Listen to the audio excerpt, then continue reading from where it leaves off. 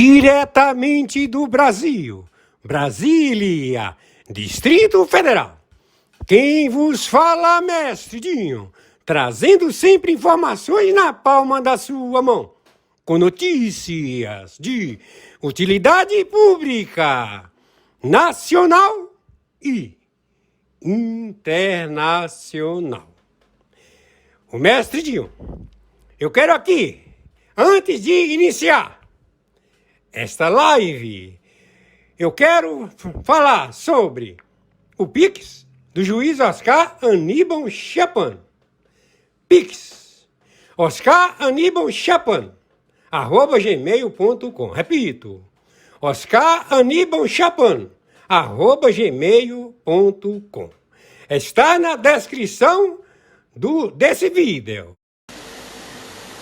Muito bom dia, 30 de dezembro de 2025. Quem está falando é o senhor Oscar Aníbal Chapan.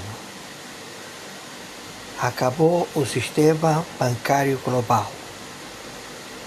Todo o sistema bancário global deixa de existir no planeta. Há pedidos de ajuda da China em compensações globais financeiras. E nós estamos no embate de guerra entre todos os protagonistas. O Japão vai libertar a China da opressão do maoísmo, da opressão comunista que há décadas se posicionam na China contra o povo chinês. Os maoístas e a dinastia Han do Xi Jinping, cachorro louco, deixa de existir. Será varrida toda a armada da Marinha da China, a aeronáutica e os seus posicionamentos nucleares. Será arrasada a defesa armada da China, como também o seu capital não existe mais. Não existe mais capacidade financeira nem mineral da China. Estão todos sem liquidez, obsoletos.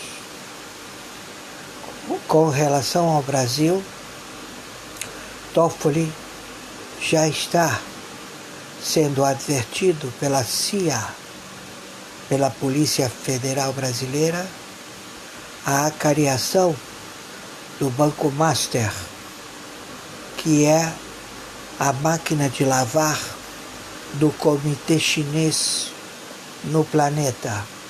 Utilizou o Banco Master para lavar o dinheiro da Europa, da Oceania, também de toda a América Latina.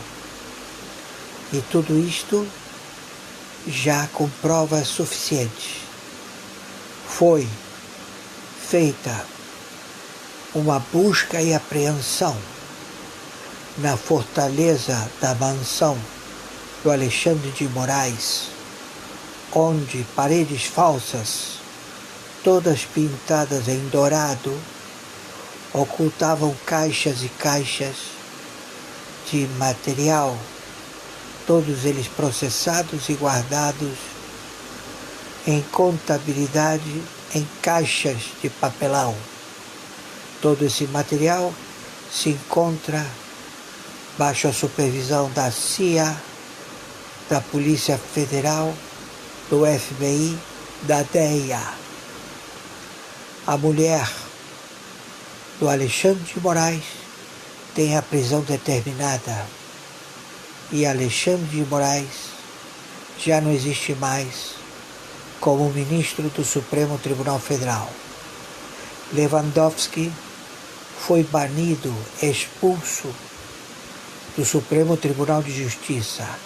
Ele e o seu filho estão banidos. Tudo por o executivo, falsa identidade, que se faz chamar Luiz Inácio Lula da Silva, maoísta, patente cubana, ao qual ele é um plágio que vai receber todas as benesses do titular, que já faleceu, Luiz Inácio Lula da Silva.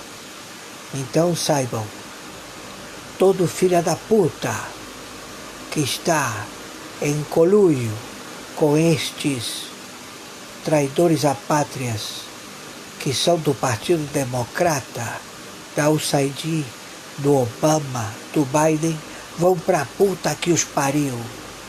Mataram centenas de milhões de americanos dos Estados Unidos, levaram às guerras fratricidas de vaidades, todos feitos por esse Partido Democrata, que deve deixar de existir, porque ele foi todo financiado pelo dinheiro do narcotráfico do fentanil da China.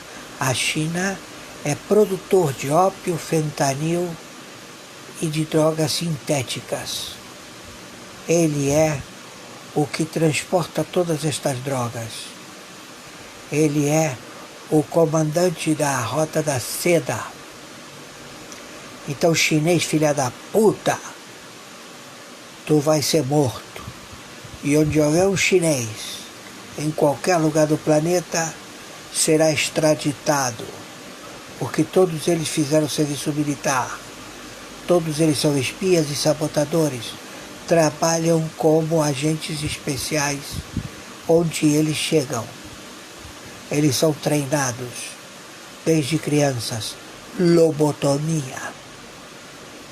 Então, acabou a dinastia Han, acabou o maoísmo. Escuta, você que se faz chamar Luiz Inácio Lula da Silva, do comitê da China, nós vamos arrebentar você. Ouviu, seu filho da puta? Tu não vai ficar em pé, filha da puta. Você e esse russo viado, Putin. Entendeu? Vocês se meteram com quem não devia. Vocês estão mortos, filha da puta. E esse Irã teocrata, filho de uma puta, charmuta, vai ser barrido do mapa. Hoje, dia 30 de dezembro de 2025. Quem está falando? É o interventor, o senhor Oscar Aníbal Chapano, conhecido como Oscaralho. Tá ouvindo? Então agora já era. Agora você vai ver o que é bom pra tosse, seus filhos da puta. Conforme determinação, meu Pix de sobrevivência é meu e-mail, oscaranibalchapano@gmail.com. Meu Pix de sobrevivência é meu CPF 510 466 447 34. Meu Pix de sobrevivência é meu telefone celular 5521 99742 0789. Te mete, filha da puta, e vai pro saco. Começou já o show. Irã bombardeou posições americanas e já está tendo bombardeio em todo o Irã. E também estamos colocando ordem em todas as posições. Tudo vai ser destruído hoje. Também a Venezuela. Já começamos a destruição em voos noturnos. Começou agora. 19 horas e 23 minutos. A China, ela lava o dinheiro do narcotráfico global.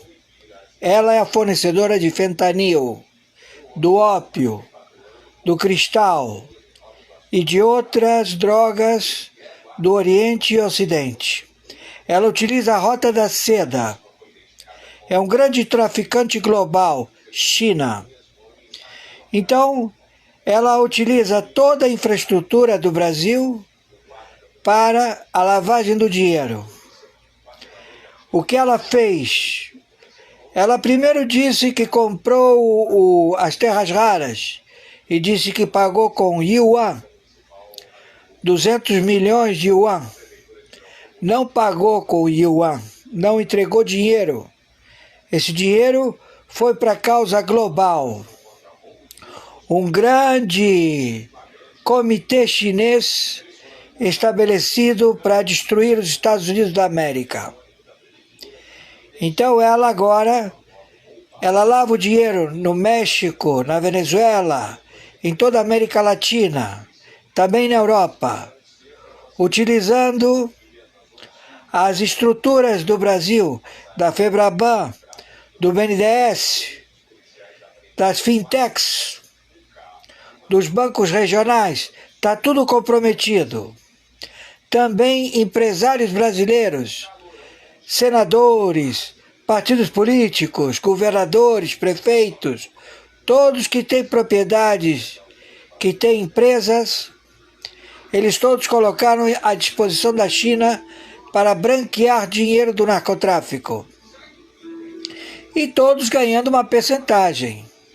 É um grande conglomerado de terroristas, espias e sabotadores.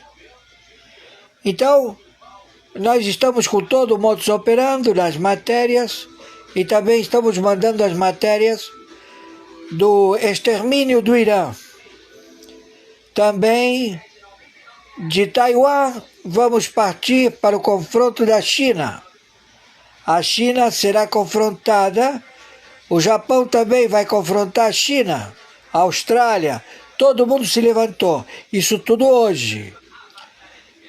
A coisa saiu de todo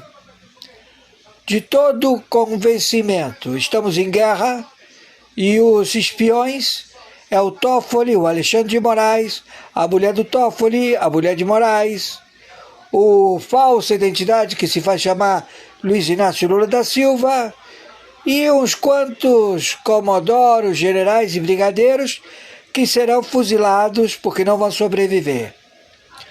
Então já estamos tomando procedimento na República Federativa do Brasil.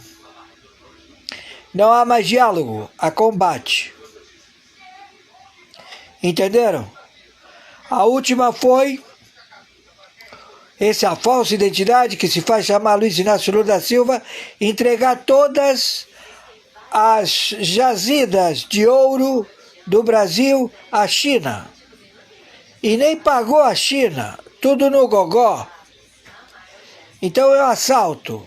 E o senhor Trump falou para a falsa identidade: você não pode dispor de nenhum negócio com a China, porque eles estão querendo as terras dos brasileiros e é de propriedade de res pública.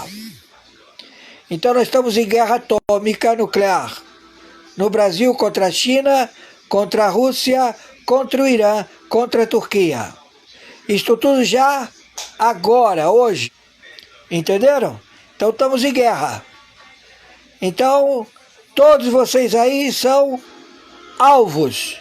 Não somente por serem espias e sabotadores, como também alvos de queima de arquivo, porque vocês roubaram o narcotráfico. Roubaram todo o dinheiro através do Banco Master. Tudo já feito, tudo já elaborado, tudo já visto. Por favor, viralizem isto o máximo possível. Conforme determinação, meu Pix é meu e-mail. oscaranibalchapano@gmail.com, Mercado Pago. Meu Pix é meu CPF, 510-466-447-34. Meu Pix é meu telefone celular, 5521-997420789. Por favor, se cuidem. Não deem bobeira na rua, fiquem de olho no Oceano Atlântico, porque eles vão querer invadir pelas praias. Quem está falando é o senhor Oscar Aníbal Chapano, interventor pela segunda vez na República Federativa do Brasil. Arbitragem internacional, justiça paga. Nós estamos numa investigação, num grande default do planeta. Se comprovou que vários títulos de derivativos, os derivativos são ouro, prata, eles não existem, eles são dublês. Foram elaborados para não transportar a quantidade de ouro, a quantidade de prata físico, e sim através de papéis. Estes papéis receberam a nomenclatura de bancos centrais. 56 bancos centrais. E todos eles mentiram. Então o mercado financeiro é um grande default global, onde não tem liquidez. Ninguém é um banqueiro sério. Todos os bancos que estão aí estão cheios de defraudadores. São pessoas sem escrúpulo e que mentem à população, alegando que tem carteiras de títulos, e esses títulos não têm lastro, não são reais.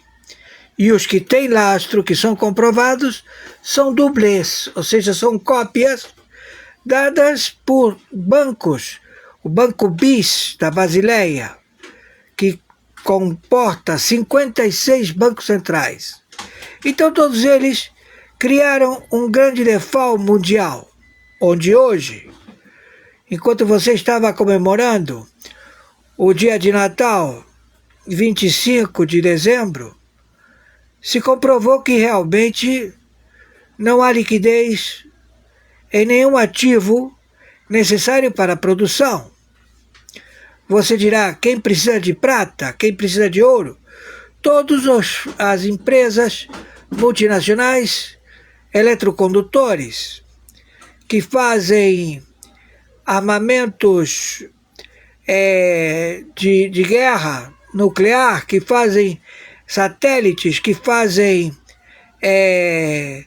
televisores, celulares, tudo que comporta prata e ouro. Então é o grande default. E quem tem a prata e o ouro não empresta e não vende.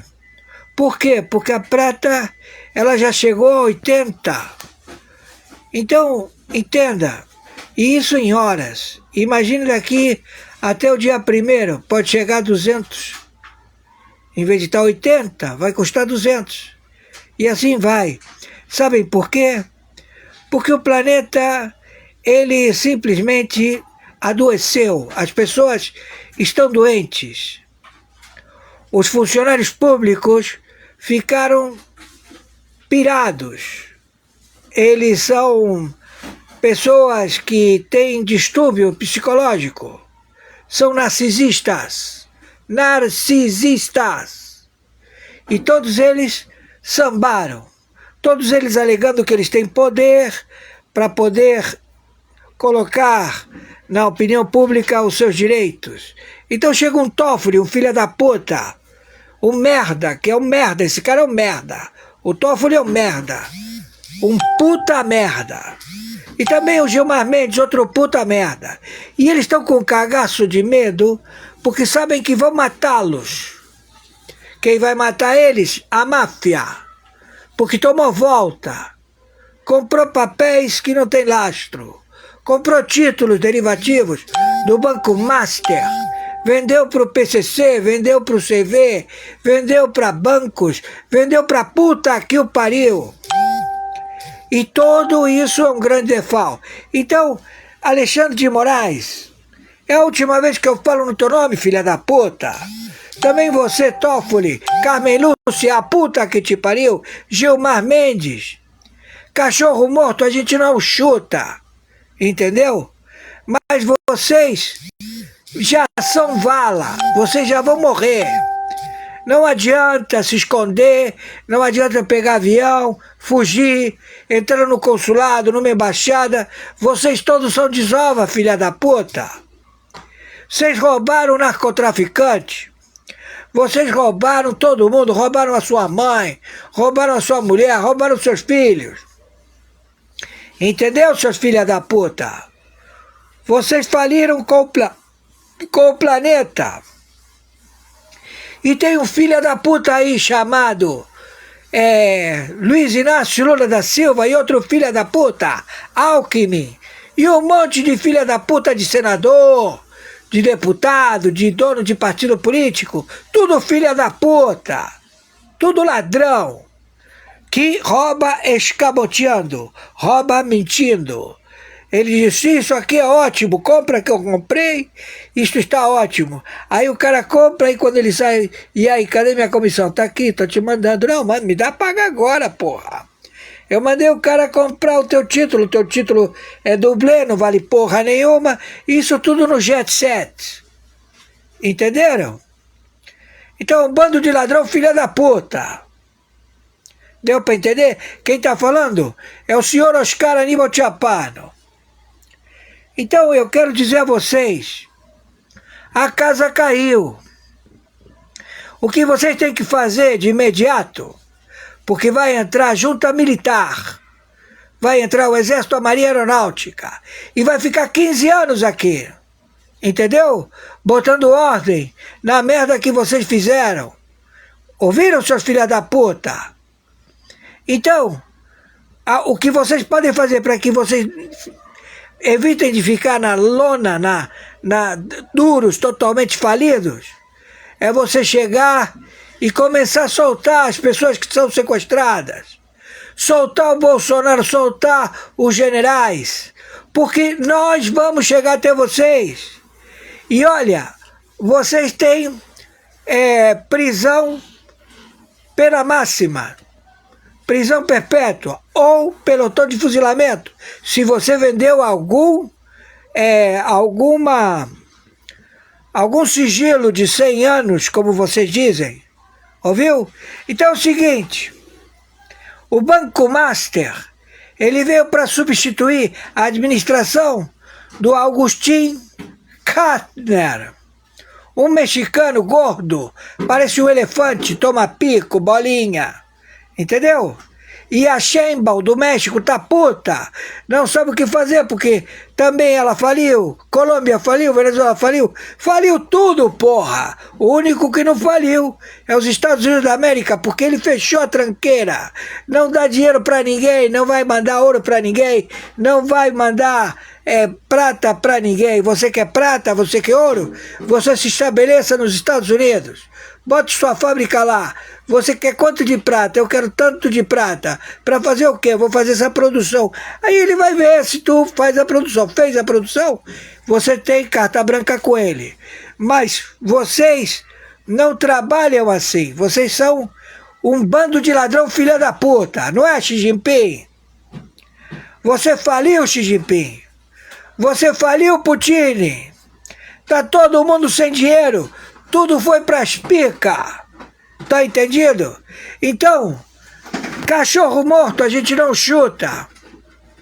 Mas certamente, meu filho, saiba, a hora de você chegou. E é muito triste. Mas vocês roubaram a quem não podia roubar. Vocês roubaram aos traficantes. Vocês roubaram aos caras que cagam alto. Entendeu, meu amigo? Então todo mundo tá puto com vocês. E isso vai lhe custar a vida de todos vocês. Entendeu? Porque vocês criaram um caos. Tudo na mão desse filho da puta que se faz chamar Luiz Inácio Lula da Silva, o Biden, o Obama, o Clinton e o Bush. Todos caíram. Menos o Bush, que ele, antes de morrer, deixou tudo, a delação por escrito, né? E está na mão de 60 agências de inteligência. Quem está falando aqui é o interventor, o senhor Oscar Aníbal Chapano. Entendeu? Comigo não se cria, filha da puta. Tu vai morrer. Tu tá morto já. Entendeu?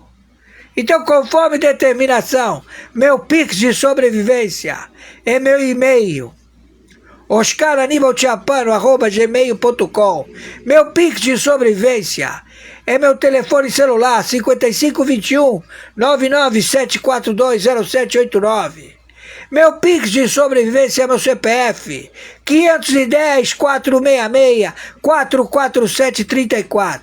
Então eu quero dizer para vocês aí, do governo da puta que os pariu, vocês são um bando de ladrões.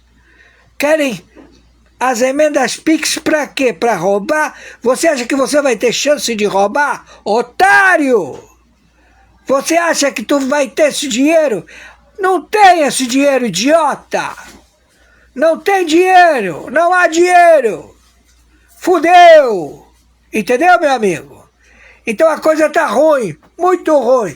E para que a coisa ande, você tem que procurar os Estados Unidos da América e fazer conforme ele manda, porque já caiu o prazo, entendeu? E nós vamos matar todo mundo vai morrer, entendeu, filha da puta? Pior que 64, entendeu, filha da puta? Isso aqui vai permanecer mais 15 anos, seus filha da puta, assassinos, bando de viado e leve. O sistema bancário global. Todo o sistema bancário global deixa de existir no planeta.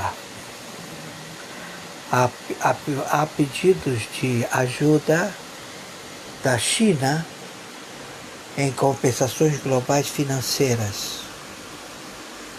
E nós estamos no embate de guerra entre todos os protagonistas. O Japão vai libertar a China da opressão do maoísmo, da opressão comunista, que há décadas se posicionou na China contra o povo chinês. Os maoístas e a dinastia Han do Xi Jinping, cachorro louco, deixa de existir. Será varrida toda a armada da Marinha da China, a aeronáutica e os seus posicionamentos nucleares. Será arrasada a defesa armada da China, como também o seu capital não existe mais.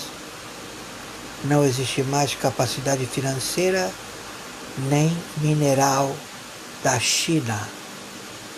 Estão todos sem liquidez, obsoletos.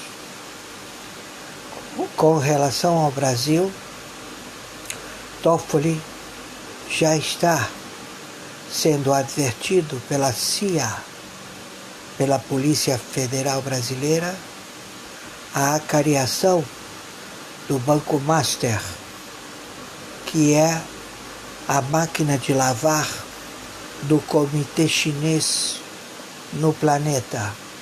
Utilizou o Banco Master para lavar o dinheiro da Europa, da Oceania, também de toda a América Latina. E tudo isto já com provas suficientes.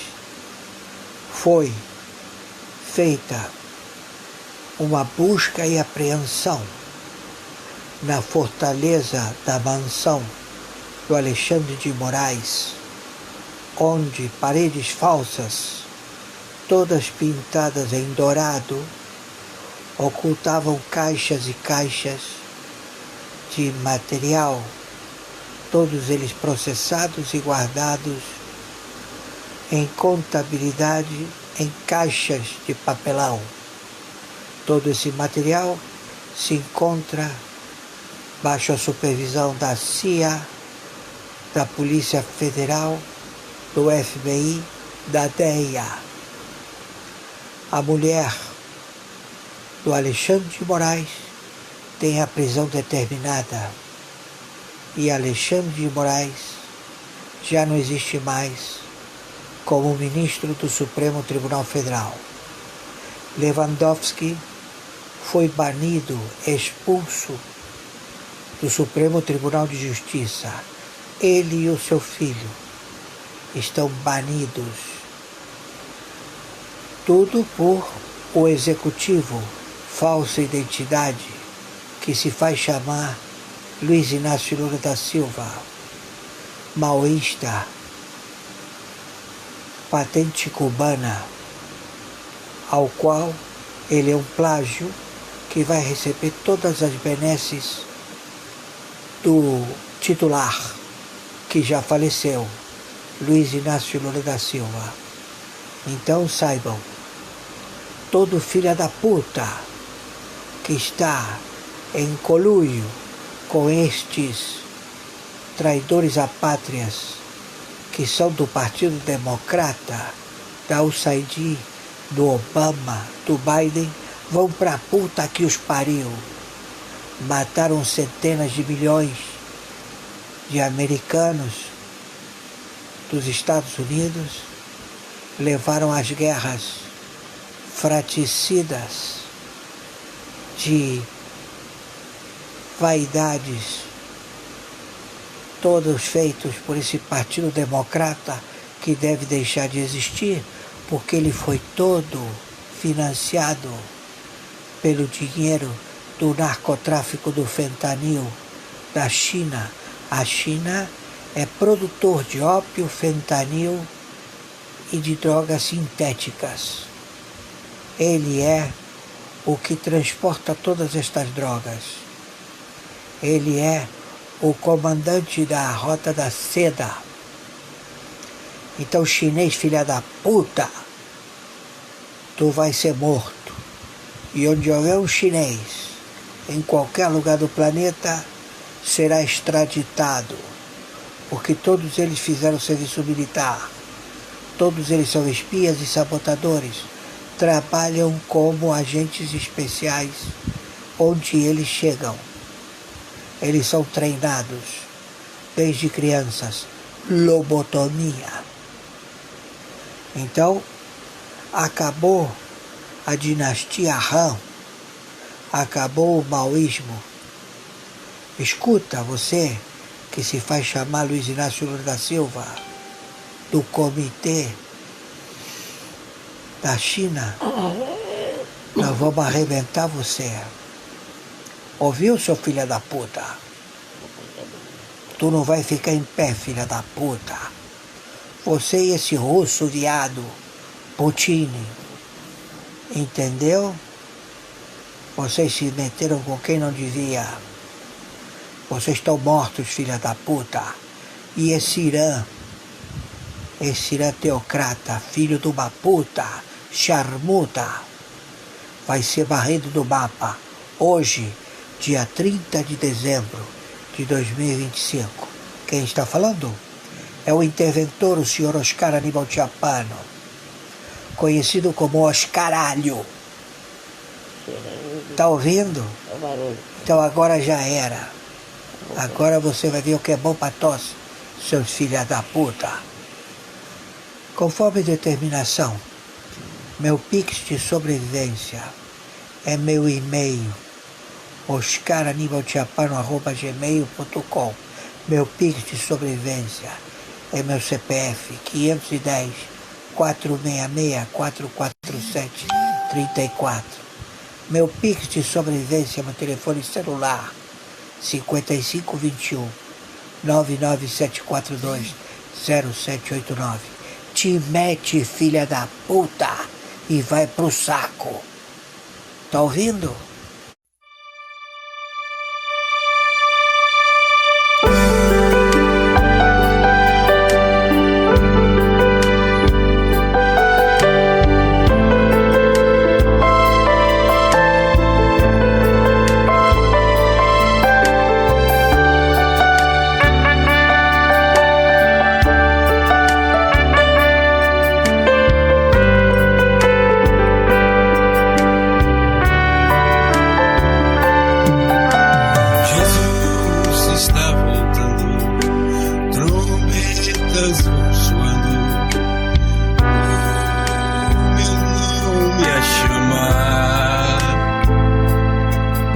Jesus está voltando, trombetas vão soando, Ele vem me buscar.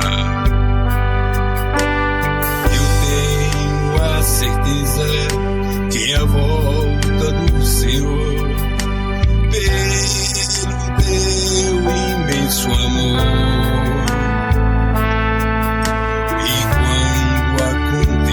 eu sei que irei morar no meu eterno lar. Jesus está voltando, trombetas vão soando, o meu nome a chamar. Jesus está voltando, trombetas vão soando, Ele vem me buscar. Batizado de Singular, o iate do advogado Nelson Williams tem 31 metros de extensão, 4 cabines e espaço para hospedar até 10 pessoas. Ele fica ancorado no mar Esmeralda de Angra dos Reis, em frente à casa de 2 andares e 6 suítes, adquirida por Williams em uma das ilhas da região. No site da Piauí, eu, Breno Pires, e o repórter João Batista Júnior, mostramos que o iate de Nelson Williams foi usado como cenário para publicidade da Pixbet e frequentado por influenciadores e artistas contratados por empresas de Hernildo Júnior, dono de várias casas de apostas, entre elas a Pixbet. O iate é mais um sinal da proximidade entre o advogado e o dono da casa de apostas. Eles foram sócios, por exemplo, na fintech Xbank, criada para operar pagamentos de apostas. O preço original do iate, em 2013, era 12 milhões de dólares. A embarcação foi comprada em 2025 pela mulher de Nelson Williams por 8,2 milhões de reais. O advogado é investigado no esquema que desviou bilhões de reais de aposentadorias do INSS. Na CPI que investiga o tema, o senador Marcos Rogério apresentou transações financeiras que, segundo ele, indicam ligações entre Williams e casas de apostas. O advogado e Hernildo Júnior negam as acusações. Leia a íntegra no site da Piauí.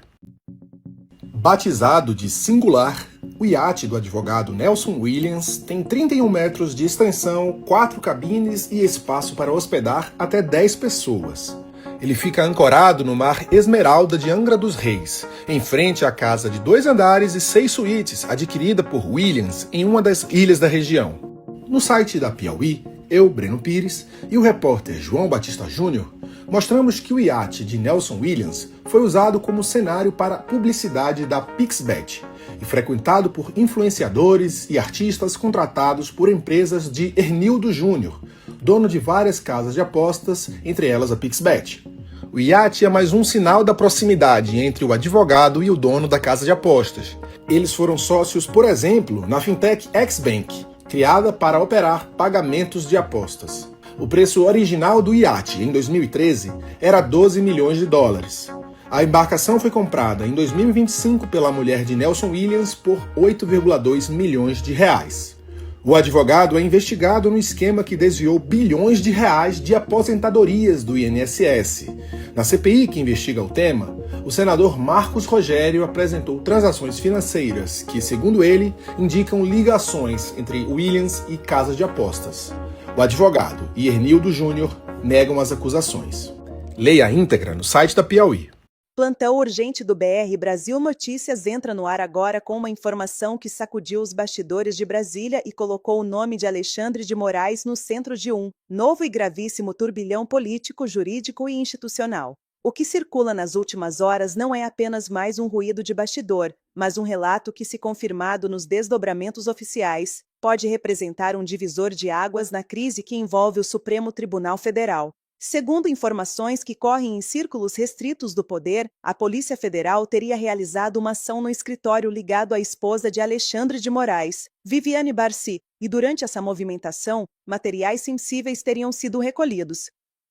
É importante deixar claro desde o início, estamos tratando de informações que circulam como relatos de bastidores, análises e apurações em andamento. Não se trata de sentença, não se trata de condenação, mas o simples fato de esse tipo de movimentação estar sendo comentado com tanta intensidade já revela o grau de tensão que tomou conta da capital federal. Brasília hoje vive um clima de expectativa pesada, de silêncio estratégico e de conversas sussurradas em corredores onde antes reinava a confiança absoluta. De acordo com essas informações, a Polícia Federal teria entrado no escritório associado a Viviane Barci no contexto de apurações que envolvem o chamado caso Banco Master. O ponto que causa maior impacto político não é apenas a existência de contratos ou acordos milionários, mas a suspeita levantada nos bastidores de que esses negócios poderiam ter alguma relação indireta com decisões, influências ou articulações que ultrapassariam o campo estritamente privado. Repito, trata-se de relatos que ainda dependem de confirmação formal, mas que já provocaram um verdadeiro terremoto nos bastidores do poder. Fontes afirmam que durante essa ação teriam sido coletados documentos, arquivos digitais e registros financeiros que agora estariam sob análise. O que exatamente foi encontrado? Essa é a pergunta que ninguém em Brasília consegue responder com segurança neste momento. Mas o simples fato de se falar em novos acordos milionários, associados a um escritório ligado à família de um ministro do STF, é suficiente para acender todos os alertas possíveis dentro do sistema. O nome de Alexandre de Moraes, que já vinha enfrentando desgaste crescente por decisões polêmicas, embates com o Congresso, críticas internacionais e questionamentos populares, agora surge associado a um novo tipo de crise, uma crise que mistura poder, relações financeiras, exposição familiar e investigação policial. Mesmo que Moraes não seja formalmente alvo de qualquer acusação neste momento, o impacto político é imediato. No Brasil, todos sabem, quando a Polícia Federal entra em cena e o assunto envolve cifras altas, ninguém passa ileso politicamente. O caso Banco Master, que até pouco tempo circulava apenas em nichos específicos de investigação e comentários reservados, ganha agora uma dimensão nacional. Bastidores indicam que esse banco estaria no centro de uma teia de relações comerciais, jurídicas e institucionais que despertaram a atenção de investigadores. E quando o nome de um ministro do Supremo passa a ser citado, ainda que de forma indireta, o efeito dominó é inevitável. Nos corredores de Brasília, a leitura política é dura. Há quem diga que o sistema começou a girar contra Alexandre de Moraes, que aquela sensação de intocabilidade construída ao longo dos últimos anos começa a ruir, e não porque exista uma condenação, mas porque o ambiente mudou. A proteção política já não é a mesma, o silêncio de aliados ficou mais constrangedor e o custo de defender cegamente certas figuras aumentou demais. Um ponto que chama a atenção é a velocidade com que essas informações se espalharam. Em poucas horas, parlamentares, assessores, advogados e jornalistas especializados já tratavam o assunto como algo extremamente sério. Quando isso acontece, normalmente é sinal de que há, no mínimo, elementos concretos sendo analisados nos bastidores. Caso contrário, o sistema rapidamente abafaria o tema, como tantas vezes ocorreu no passado. Na minha análise, o que mais pesa aqui não é apenas o conteúdo do que teria sido apreendido, mas o simbolismo da cena. Polícia Federal, escritório ligado à esposa de um ministro do STF, contratos milionários, Banco Master e uma sequência de crises institucionais que se acumulam. Tudo isso junto cria uma narrativa explosiva que o sistema terá enorme dificuldade de controlar se novos fatos vierem à tona. E é exatamente por isso que cresce entre analistas políticos a avaliação de que Alexandre de Moraes enfrenta agora o momento mais delicado de sua trajetória pública. Não porque exista uma decisão judicial contra ele, mas porque o contexto geral se tornou desfavorável. Quando o vento político muda, aquilo que antes era protegido passa a ser exposto com brutalidade. No próximo bloco, vamos aprofundar os possíveis impactos dessa investigação, explicar por que o caso Banco Master virou um ponto sensível, analisar como o governo Lula, o STF e o Congresso estão reagindo a esse novo cenário e por que muitos já falam, nos bastidores, que esse episódio pode marcar o início do fim do ciclo de poder de Alexandre de Moraes. Fique atento, porque o que vem a seguir é ainda mais pesado. Dando continuidade a esse plantão que escancara a crise nos bastidores do poder, é fundamental entender por que o suposto envolvimento do escritório de Viviane Barci no caso Banco Master gera tanto pânico institucional. No Brasil, a linha que separa relações privadas de influência pública sempre foi tênue, e quando essa linha passa a ser questionada em investigações, o impacto vai muito além do aspecto jurídico. Ele atinge diretamente a legitimidade das instituições.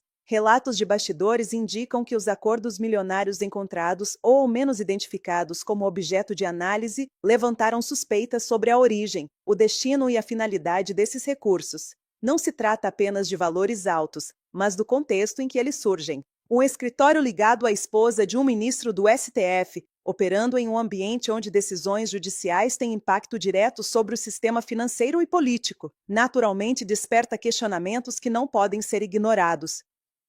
É importante reforçar, até o momento, tudo é tratado como investigação, análise e apuração.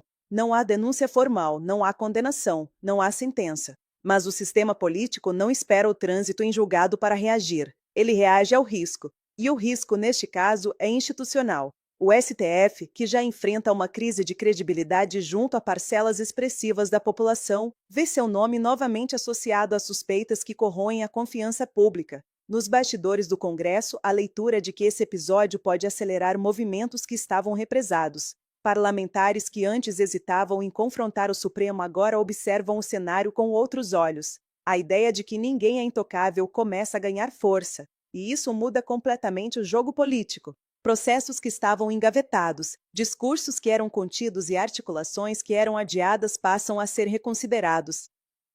O governo Lula, por sua vez, enfrenta um dilema clássico. De um lado, precisa preservar a estabilidade institucional e evitar uma crise aberta com o STF. De outro, sabe que manter apoio irrestrito a figuras cada vez mais desgastadas pode cobrar um preço político alto demais. O Planalto observa, calcula, espera. Mas o tempo, nesse tipo de crise, raramente joga a favor. Na minha opinião, o mais revelador de tudo isso é o silêncio. Um silêncio pesado. Não vemos desmentidos contundentes, não vemos explicações detalhadas, não vemos a costumeira ofensiva narrativa para controlar danos. Isso pode significar várias coisas, e nenhuma delas é confortável para quem está no centro da crise. Pode significar cautela jurídica, pode significar estratégia, ou pode significar que há, sim, elementos sensíveis sendo avaliados.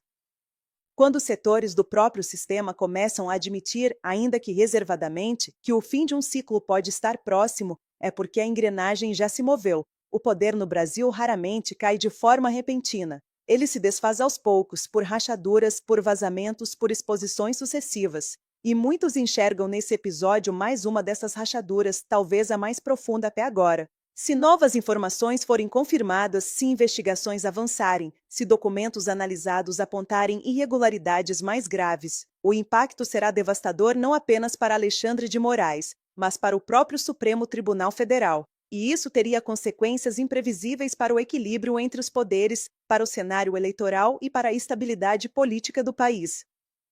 Agora eu quero ouvir você. Na sua avaliação, essas informações indicam apenas mais um capítulo de disputa política ou estamos diante de algo realmente capaz de mudar o jogo em Brasília? Você acredita que o sistema vai proteger mais uma vez ou que desta vez o desgaste é grande demais para ser contido? Deixe sua opinião nos comentários, compartilhe esse conteúdo nos grupos, se inscreva no canal BR Brasil Notícias e ative o sino, porque esse assunto está só começando. E aqui você vai continuar acompanhando tudo, sem filtro, sem medo e sem maquiagem. No próximo bloco, vamos aprofundar os possíveis impactos dessa investigação, explicar por que o caso Banco Master virou um ponto sensível, analisar como o governo Lula, o STF e o Congresso estão reagindo a esse novo cenário e por que muitos já falam nos bastidores, que esse episódio pode marcar o início do fim do ciclo de poder de Alexandre de Moraes. Fique atento, porque o que vem a seguir é ainda mais pesado.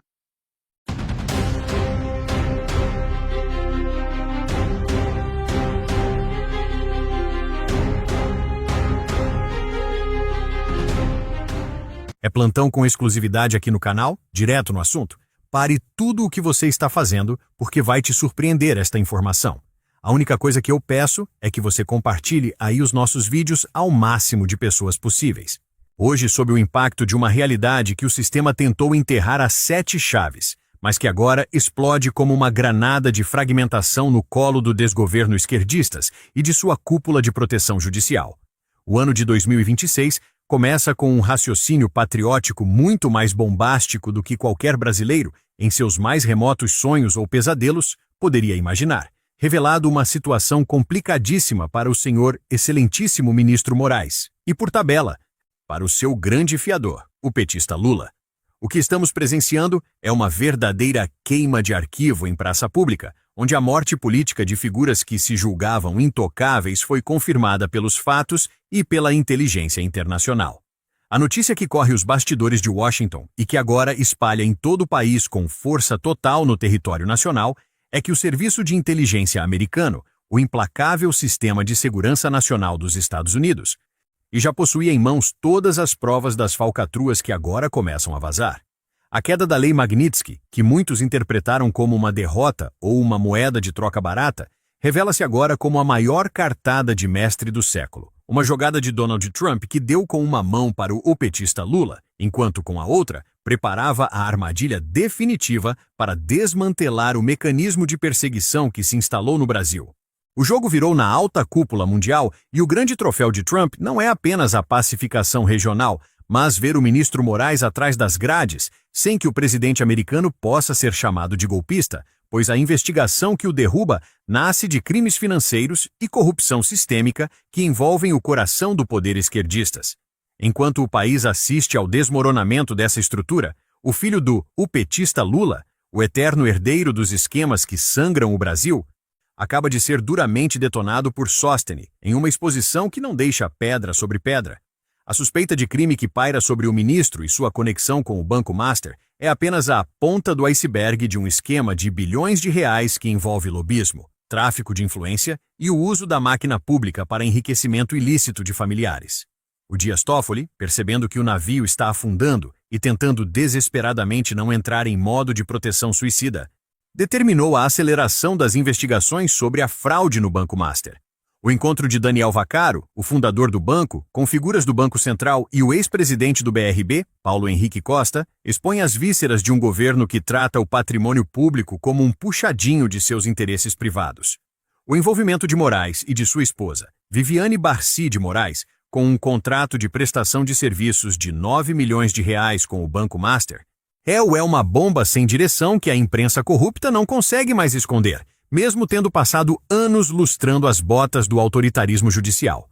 É um massacre total, como bem definiu o deputado Gustavo Gayer, pois até o Jornal Nacional, a cereja do bolo da mídia vendida, foi obrigado a detonar o ministro, sinalizando que o sistema sentiu o cheiro de suor e decidiu descartar o seu Frankenstein para tentar salvar a própria pele.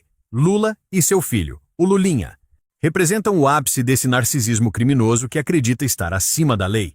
Eles se sentem deuses, dividindo uma glória manchada com a Janja, enquanto o povo brasileiro sofre as consequências de o nosso dinheiro destruído e de uma liberdade cerceada. A estratégia de Trump foi brilhante. Ele atraiu o petista Lula para perto, fingiu uma negociação sobre terras raras e, ao mesmo tempo, deu um golpe seco na China e no mecanismo de censura brasileiro. O serviço secreto norte-americano revirou a vida de Moraes do avesso, e o que encontraram é tão podre que a própria imprensa brasileira, financiada por sabe-se lá quem nos bastidores, recebeu a ordem de bater forte. Não há mais como passar pano para um ministro que liga 6 vezes em um único dia para o presidente do Banco Central para tratar da venda de um banco privado ao BRB, um banco público. Isso não é justiça, isso é lobismo de alto escalão. Isso é a prova cabal de que a perseguição contra Bolsonaro, que agora se recupera de uma cirurgia longe das garras da Superintendência da Polícia Federal, foi uma cortina de fumaça para esconder o maior esquema de corrupção das últimas décadas. O contraste é gritante. Bolsonaro foi perseguido por joinhas em grupos de WhatsApp e por opiniões políticas, enquanto a cúpula do poder atual opera fraudes de 12 bilhões de reais com a naturalidade de quem toma um café no Alvorada. A queima de arquivo está em curso porque Moraes tornou-se um peso morto para o projeto de poder de o petista Lula. O sistema é cruel e ingrato. Ele cria monstros para fazer o trabalho sujo, e quando esses monstros começam a brilhar mais que o mestre ou a atrair a atenção indesejada de potências estrangeiras, eles são jogados na lata de lixo. O desespero de Moraes é evidente nas notas oficiais contraditórias que ele soltou, tentando usar a Lei Magnitsky como desculpa para reuniões que o próprio Banco Central desmentiu categoricamente. O Banco Central não quer medir forças com Donald Trump e já deixou claro que não houve debate sobre essa lei, expondo Moraes como um mentiroso contumaz diante de toda a nação. A máscara caiu. O Xandão, que mandava prender empresários, aposentava juízes como Ludmila Grillo e congelava contas de esposas e filhas de opositores. Agora vê a própria esposa envolvida em um contrato milionário com um banco que fraudou papéis com o conhecimento de entes públicos. O que ele faria se esse caso envolvesse a família Bolsonaro? Ele já teria decretado prisões preventivas, quebra de sigilos e exílio político. Mas, como o crime ocorre no quintal de casa, todos ficam mudos nesse momento do Judiciário e da Procuradoria-Geral da República é ensurdecedor. O financiamento da imprensa, que outrora era o escudo de Moraes, agora parece ter mudado de lado em um acordo de bastidores que pode envolver o petista Lula, entregando a cabeça do ministro para aplacar a fúria americana e tentar manter o controle sobre o Centrão. O sistema percebeu que criou um ser incontrolável e que, para acalmar o Brasil e evitar uma revolta popular de proporções acalorado, terá que entregar esse sacrifício. O plantio de um impeachment futuro está sendo semeado pela própria Globo, Band e CNN, que agora chamam Moraes de lobista e mentiroso. É a prova de que não há lealdade entre bandidos. O narcisismo de o petista Lula e Janja não permite dividir o palco com ninguém, e se Moraes tornou-se uma ameaça à imagem internacional do governo, ele será descartado sem o menor remorso. O povo brasileiro precisa entender que os Estados Unidos apertaram o botão vermelho. O advogado de Trump já avisou que está com a pipoca na mão para assistir à queda desse castelo de cartas. Os processos que Moraes enfrenta na área civil no Cimafornaisa, as denúncias de Elon Musk, do dono do Rumble, e de brasileiros que foram vítimas de tentativas de sequestro por agentes da lei a mando do ministro, formam um cerco jurídico do qual ele não terá escapatória. A falsa sensação de vitória de o petista Lula ao achar que tinha enganado Trump com o fim da Magnitsky foi o seu maior erro. Trump governa para o seu povo e usou a inteligência americana para dar a letra à Polícia Federal Brasileira, que, acuada pelo olhar do mundo, não teve outra saída senão começar a apurar a verdade.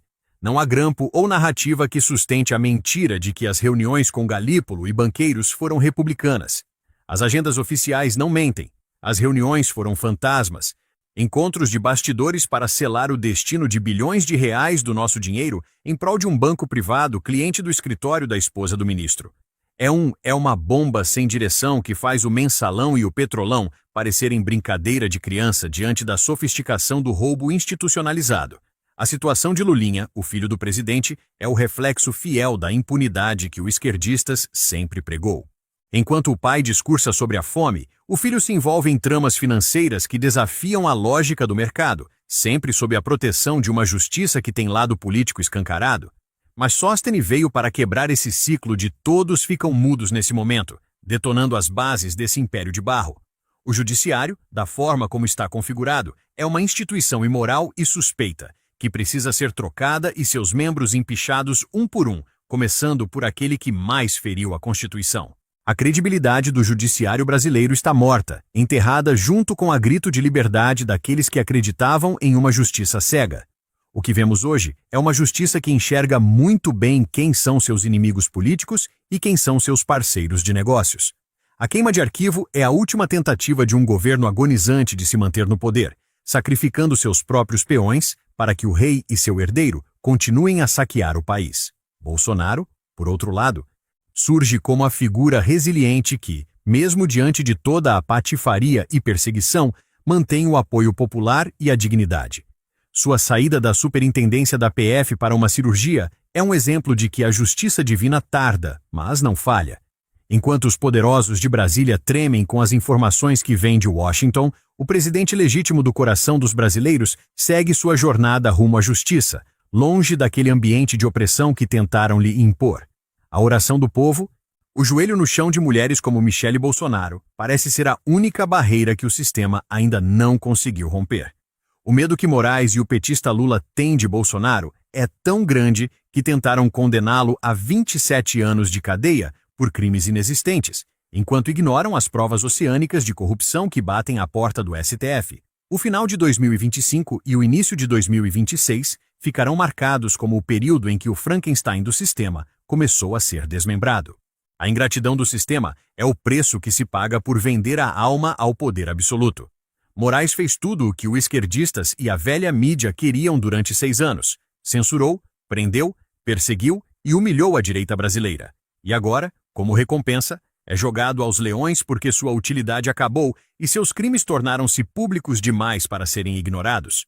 O acordo de bastidores entre o petista Lula, os demais ministros do STF e a imprensa para entregar Moraes é a prova definitiva de que não existe honra entre aqueles que buscam o poder a qualquer custo. O Brasil está sendo passado a limpo, não pela vontade desses políticos corruptos, mas pela pressão internacional e pela coragem de poucos que ainda ousam dizer a verdade, como Sóstenes e os parlamentares da verdadeira oposição. este é o momento de cada brasileiro pensar fora da caixinha e enxergar a sujeira que domina Brasília. Não se trata apenas de um banco ou de um ministro. Trata-se de um projeto de poder que usa o filho do presidente como testa de ferro e o judiciário como braço armado. A corrupção é o oxigênio desse governo e a queima de arquivo é a tentativa desesperada de trocar o ar antes que todos morram asfixiados pela própria podridão. O Trump, com sua visão estratégica, mostrou ao mundo como se negocia com tiranos e como se desmonta um mecanismo de corrupção sem disparar um único tiro, apenas usando a verdade e a inteligência. O Brasil tem uma oportunidade nova de se libertar, de realizar o sonho de um país onde a lei vale para todos, inclusive para o filho do petista Lula e para os ministros do Supremo. A queda de Moraes é o primeiro dominó de uma sequência que levará os esquerdistas de volta para o lugar de onde nunca deveria ter saído, a lata de lixo da realidade. Que a justiça seja feita, que os corruptos sejam punidos e que o Brasil possa finalmente respirar. A morte do sistema está confirmada, e o que virá a seguir será a reconstrução de uma nação que não aceita mais ser escravizada por uma elite narcisista e criminosa. O massacre total contra a corrupção apenas começou, e não haverá lugar para se esconder quando a luz da verdade brilhar sobre todos os contratos de 9 milhões, todas as fraudes de 12 bilhões e todas as mentiras contadas em notas oficiais fajutas. O nosso amado Brasil é maior que o petista Lula, maior que o Lulinha e certamente muito maior que o autoritarismo de Moraes. A hora da conta chegou e o pagamento será feito com o rigor da lei que eles tanto tentaram destruir.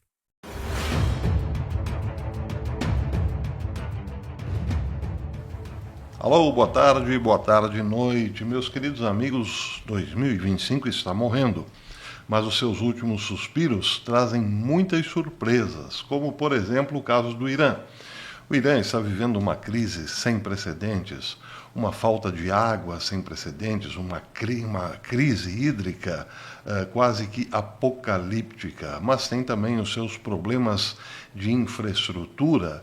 Já há muitos anos tem uma inflação galopante, falta de empregos, e a população também enfrenta uma mão de ferro, uma mão pesada do governo, um governo que é violento contra os dissidentes políticos. Só que, atenção, sem a ajuda do Ocidente, os iranianos, eles próprios, podem derrubar o regime dos ayatollahs, que está aí desde o final dos anos 70, desde o comecinho de 1980. Bem, esse regime autocrático do Irã enfrenta hoje, claro, muita resistência por parte de iranianos que já não suportam mais o custo de vida altíssimo, a falta de perspectiva, os jovens não têm empregos, o governo, tudo que arrecada, gasta com a própria máquina estatal, com os clérigos que ganham muito, com os militares, que têm sim um padrão de vida altíssimo, mas principalmente com armas para armar os seus proxies no Oriente Médio, para lutarem contra Israel. O Irã desenvolve também um projeto nuclear caríssimo e sustenta, claro, um parque bélico com muitos mísseis. Tudo isso custa muito dinheiro. E aí? Bem, sem a ajuda dos Estados Unidos, os iranianos estão se levantando porque, afinal de contas, querendo ou não, as sanções impostas agora à Venezuela pelos Estados Unidos têm sim dificultado a vida dos iranianos, praticamente do governo iraniano, porque praticamente está sancionando os bons negócios que o Irã fazia com a Venezuela. Israel poderia ter derrubado esse regime, não fosse Donald Trump ter amarrado a mão de Israel na Guerra dos 12 Dias, como chamou Donald Trump. Agora, porém, o povo sem alternativa e na base do desespero está indo para as ruas. Essa é que é a novidade desses últimos 2 dias. Desde ontem, agências internacionais de notícia vêm dando com destaque essas manifestações populares, alimentadas, claro, pela propaganda que vem do exterior a partir do do príncipe herdeiro Reza Pahlavi. O herdeiro ao trono do Irã está no exílio e chamou os iranianos a saírem às ruas e derrubarem o regime, porque não há conserto econômico enquanto esse regime existir, disse o príncipe herdeiro Reza Pahlavi. Ele também convocou as forças de segurança iranianas a se juntarem aos manifestantes. Os manifestantes gritam desde ontem em Teherã que esta é uma batalha e Pahlavi voltará. Então essa é uma informação realmente importante nos últimos momentos de 2025. Teremos surpresas logo em janeiro de 2026? Bem, se os Estados Unidos ajudarem os manifestantes, sim, é possível que teremos muitas novidades no Irã, mas é claro, os ayatollahs não entregarão o poder pelas vias negociáveis, pelas vias diplomáticas. Haverá, sim, muito conflito nessa transição. A Guarda Revolucionária Iraniana, os militares, por exemplo, poderão eles próprios derrubarem o regime, mas precisarão de um apoio internacional para isso, um canal de comunicação com os Estados Unidos, o que seria muito difícil de imaginarmos nesse momento. Mas quem manda mesmo na história é a determinação do povo.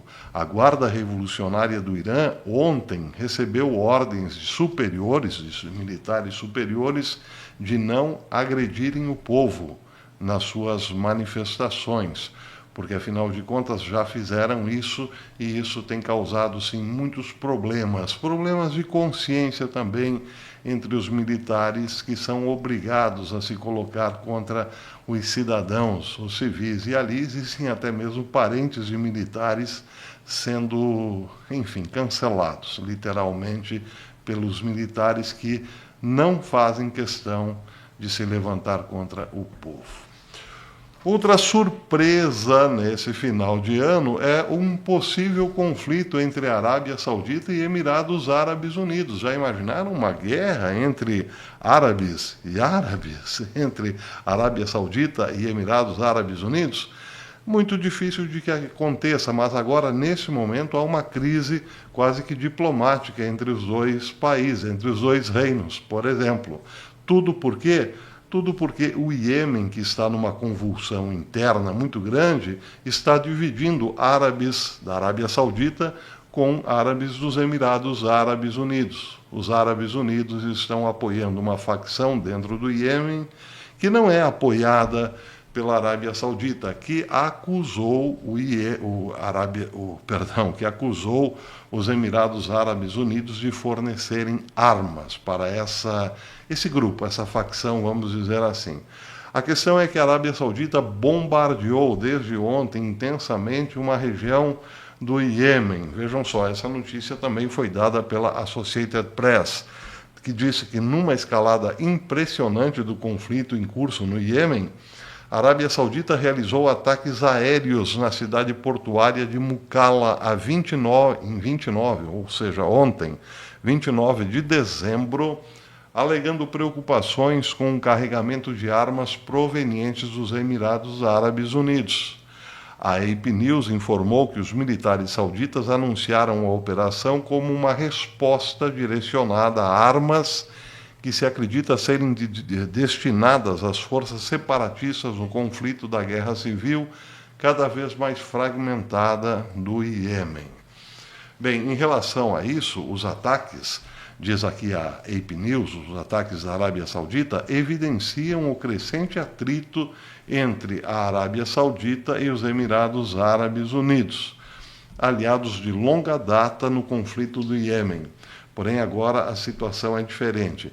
As armas supostamente estavam destinadas ao Conselho de Transição do Sul, o STC, um poderoso grupo separatista apoiado pelos Emirados Árabes Unidos e não apoiados pela Arábia Saudita.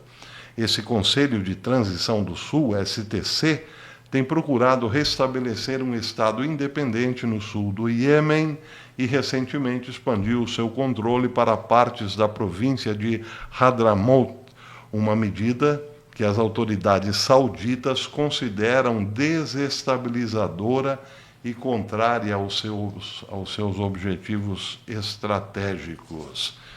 Diz a AP News que essa não é a primeira vez que árabes sauditas agem contra o Conselho de Transição do Sul.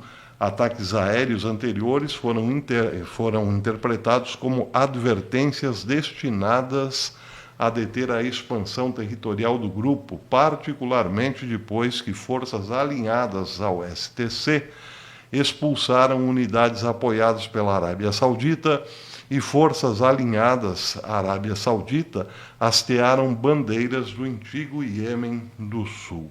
Então essas são as informações aí mais quentes entre Arábia Saudita e Emirados Árabes Unidos. É claro que eles têm mais chance de se entenderem nesse momento do que entrarem num conflito. Isso é quase inimaginável. Mas, quando a questão envolve muito petróleo, bem, aí as coisas realmente tendem a complicar, porque, na verdade, essa é uma queda de braços para ver quem dominará o Iêmen depois que a guerra civil acabar. Quais serão os grupos mais importantes e a quem ou com quem eles dialogarão diretamente? Com a Arábia Saudita, com o príncipe Mohammed bin Salman ou com os Emirados Árabes Unidos? Seja como for, quem for hegemônico dentro do Iêmen terá que conversar mesmo com os Estados Unidos, que neste momento, vejam que interessante, tem muito mais diálogo com o Catar, o governo americano tem uma proximidade muito maior com o Catar do que com a Arábia Saudita e Emirados Árabes Unidos. Peculiaridades desse 2025, que, repito, todo mundo sabe, está nos últimos suspiros. Por falar em últimos suspiros, vejam só, na metade deste mês, os Estados Unidos proibiram qualquer negociação envolvendo a Venezuela e o petróleo, basicamente bloqueando o Mar do Caribe. Mesmo assim, 2 petroleiros chineses partiram para a Venezuela e estão a caminho, sim, da Venezuela. Aliás, um desses petroleiros está estacionado em José, na Costa Rica, e deve partir para a Venezuela para carregar petróleo, evidentemente. E aí espera-se, então, uma reação enérgica do governo Trump em relação a esses 2 petroleiros chineses. Um é o Tausen Sani e o outro, o Xingye, que esse está, então, num terminal de José, na Costa Rica, mas já se direcionando ou tendo ordens para ir para a Venezuela. Os Estados Unidos impedirão esses navios chineses de chegarem à Venezuela? Quem viver verá. O fato é que Donald Trump anunciou que agora a coisa ficou mais dura em relação à Venezuela, porque a CIA, parece, o que tudo indica, já deu mapas de onde os Estados Unidos podem atacar com forças terrestres ou ataques terrestres, coisa que já aconteceu ontem, especialmente. Para terminar, então, o Departamento do Tesouro dos Estados Unidos mira o comércio de armas entre Irã e Venezuela. Isso foi dado com destaque hoje pelo Israel National News, que diz o seguinte: os Estados Unidos impuseram sanções a entidades ligadas ao Irã e à Venezuela por auxiliarem os programas de drones e mísseis iranianos, representando ameaças à segurança nacional. Aí mais um nó apertado em relação ao Irã. Bem, é possível, a partir disso, que sim, exista uma possibilidade muito forte, muito grande, dos iranianos se livrarem desse regime, do regime dos ayatolás, desde que todos os países que costumam não respeitar as sanções econômicas, principalmente, respeitem as sanções econômicas impostas ao Irã, e que esse comércio de armas também acabe por conta dessa pressão que os Estados Unidos fazem. Aí os ayatolás estariam realmente em maus lençóis, tendo a economia estrangulada e nenhuma possibilidade de lucrar com o comércio de armas, ou então se fortalecerem com armas de outros países. Amanhã eu volto, por enquanto é isso, mas amanhã, último dia do ano, eu volto. E quem não voltar mais para o canal, até o fim deste ano, deixo aqui o meu feliz ano novo. E até janeiro, se Deus quiser. Mas amanhã eu volto. Espero vocês. Corre, pegue a pipoca, esmete-se e aperte o cinto de segurança porque o que trago agora é bombástico. Deixe seu like e a cidade de onde você nos acompanha. Atenção total agora à noite porque o que está acontecendo nos bastidores do poder em Brasília ultrapassou qualquer limite conhecido. A sensação dentro do sistema é de pânico, desorganização e contra-ataque. Uma bomba institucional explodiu ao mesmo tempo no Supremo Tribunal Federal, no Banco Central e no coração do mercado financeiro. E quando esses três polos entram em choque, o Brasil inteiro treme. Informações que circulam em Brasília apontam que o Banco Central decidiu sair da defensiva e partir para o ataque. Pela primeira vez em muito tempo, a autoridade monetária não apenas se incomodou, mas reagiu formalmente a uma decisão vinda de dentro do STF. Um movimento que nos bastidores já é interpretado como sinal de ruptura silenciosa entre o sistema financeiro e setores da Suprema Corte. Enquanto isso, o clima no STF é descrito por fontes como de cerco. Ordens judiciais em série, tensão interna e decisões duríssimas sendo tomadas quase simultaneamente.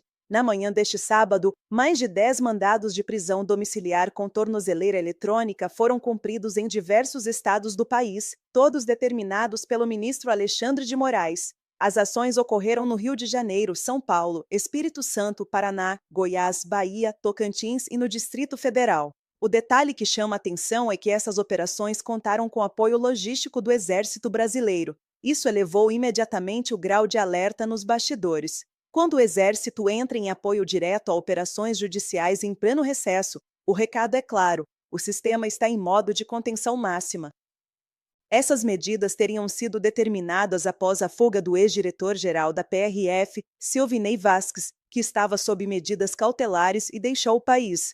O episódio caiu como gasolina numa fogueira já acesa. Dentro do STF, o entendimento seria de que a fuga expôs fragilidades graves e exigiria resposta rápida e dura para evitar novas evasões. Mas o que realmente mudou o jogo aconteceu quase ao mesmo tempo, fora do radar do público comum. O Banco Central protocolou no Supremo um pedido formal de esclarecimentos direcionado ao ministro Dias Toffoli, questionando a realização de uma acariação no caso Banco Master marcada para o meio do recesso judiciário, entre Natal e Ano Novo. Tecnicamente, o recurso é chamado de embargos de declaração. Politicamente, o gesto foi lido como um recado direto. O Banco Central não aceita mais ser empurrado para dentro de um jogo que considera arriscado, confuso e potencialmente destrutivo para a economia. Fontes afirmam que esse movimento indica algo ainda maior em preparação. O entendimento nos bastidores é que o Banco Central já percebeu a gravidade do problema e estuda, sim, entrar com mandado de segurança. Se isso acontecer, o caso pode sair das mãos de quem hoje conduz e cair para outro ministro do STF, algo raríssimo e explosivo. E aí entra um ponto crucial. Talvez essa piscina não dê pé para Alexandre de Moraes. O que antes era um confronto entre judiciário e grupos políticos agora se transformou em embate direto com o mercado financeiro, com a Faria Lima e com o coração do sistema bancário. E esse é um tipo de briga que muda tudo. O que está em jogo agora vai muito além de prisões, acariações ou narrativas jurídicas. O que se desenha é uma disputa aberta entre poderes informais da República. De um lado, ministros do STF tentando manter controle absoluto da situação. Do outro, o Banco Central, instituições financeiras e associações do mercado reagindo ao que enxergam como uma ameaça direta à segurança jurídica do país. A acariação determinada por Dias Toffoli é o centro dessa crise. Nos bastidores, ninguém consegue explicar com clareza por que um procedimento desse tipo precisaria ocorrer com tamanha urgência em pleno recesso, antes mesmo de depoimentos formais terem sido colhidos. A lógica jurídica tradicional simplesmente não fecha. É exatamente isso que o Banco Central questiona. Quais seriam os pontos controversos a serem esclarecidos? Em que condição o diretor de fiscalização está sendo chamado? Como testemunha ou como acusado? Ele fala em nome da instituição ou em caráter pessoal? Essas dúvidas não são técnicas apenas, são explosivas. Existe o temor real de armadilhas processuais. Uma testemunha é obrigada a falar a verdade. Um acusado não. A simples definição desse papel muda completamente o jogo. E mais, há o receio de que esse diretor seja colocado numa posição vulnerável justamente por ser, segundo relatos, uma das pessoas que teria sofrido pressão no caso Banco Master. A leitura feita por analistas de bastidores é dura. Essa cariação pode não ser sobre esclarecer fatos, mas sobre redistribuir responsabilidades, diluir pressões, talvez tentar reverter decisões que já deveriam estar encerradas, como a liquidação do Banco Master. Se essa liquidação for revertida, o impacto na economia brasileira seria devastador. A mensagem para o mercado seria clara: decisões técnicas podem ser anuladas por pressão política ou judicial. Isso significaria o colapso da confiança institucional. Por isso, a reação do Banco Central não é trivial, é histórica, e foi acompanhada por notas públicas de bancos e fintechs em defesa da autoridade monetária. Isso não é gesto simbólico, é sinal de alinhamento contra o que está sendo percebido como abuso de poder. Enquanto isso, Alexandre de Moraes e Dias Toffoli, segundo fontes, estariam isolados e pressionados. A sensação dentro do sistema é de que ambos estão, neste momento, lutando politicamente pela própria sobrevivência institucional. O que antes parecia intocável agora sofre resistência real. O silêncio do governo Lula também chama atenção. O Planalto, até agora, evita se envolver diretamente, o que para muitos indica cálculo político. Deixar o STF e o mercado se enfrentarem pode ser uma estratégia, mas também pode sair completamente do controle. Na avaliação do BR Brasil Notícias, o Brasil entrou numa fase perigosíssima. Quando o Judiciário, Banco Central, mercado financeiro e forças de segurança passam a se chocar simultaneamente, o risco institucional é máximo. Não há vencedores fáceis nesse tipo de embate. O que vem a seguir pode definir os rumos do país por muitos anos. Ou o sistema recua e recompõe limites, ou alguém será atropelado nesse confronto de gigantes. Nós seguimos atentos, acompanhando cada movimento, cada bastidor e cada decisão que não aparece nos discursos oficiais. Se você quer entender o que realmente está acontecendo no Brasil real, se inscreva agora no BR Brasil Notícias, ative o sino, compartilhe e fique conosco. Aqui a gente não foge da verdade. Fontes afirmam que esse movimento indica algo ainda maior em preparação. O entendimento nos bastidores é que o Banco Central já percebeu a gravidade do problema e estuda, sim, entrar com mandado de segurança.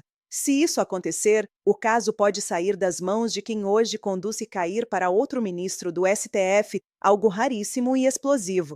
E aí entra um ponto crucial. Talvez essa piscina não dê pé para Alexandre de Moraes.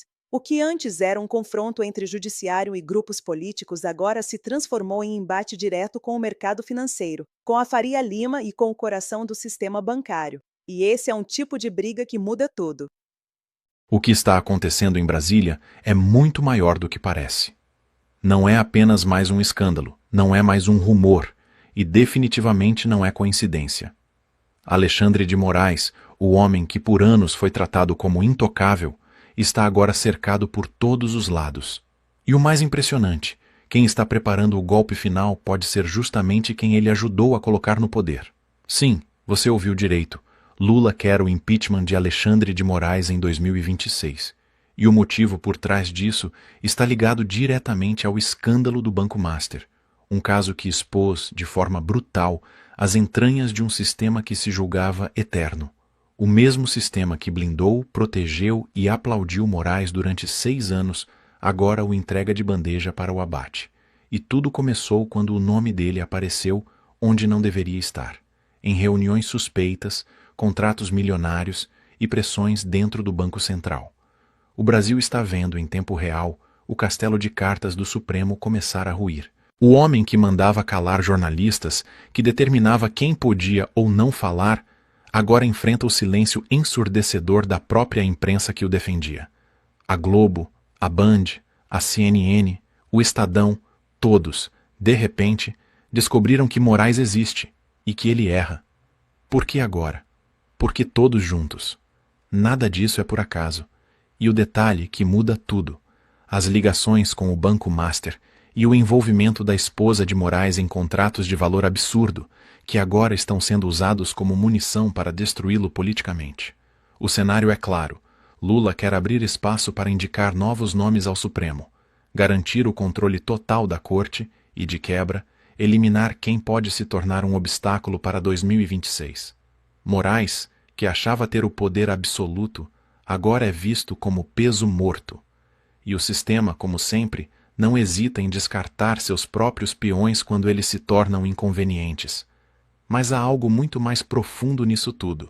Algo que ninguém no consórcio da mídia vai te contar. O caso do Banco Master não é apenas sobre corrupção ou conflito de interesses. É o gatilho de uma guerra silenciosa dentro da esquerda.